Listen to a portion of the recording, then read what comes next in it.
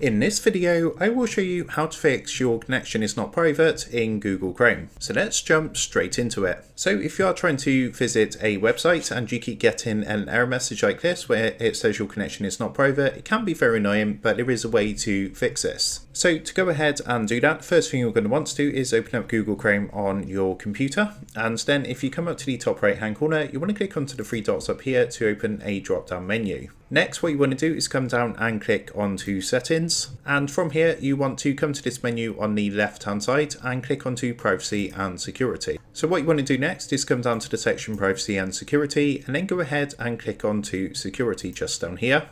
And what you want to do from here is just scroll down to the advanced section, and there's an option here which says always use secure connections. So use HTTPS whenever possible and get warned before loading sites that don't support it. Now what you want to do is actually turn this switch off, and what it's going to do is allow you to visit that website, as the option will not be turned on to allow that error message to appear. So once you've done that, you can just come out of your settings, and what you want to do before you visit the website is, for example, it's going to show up like this. So HTTPS with the two dots // and of course the website address.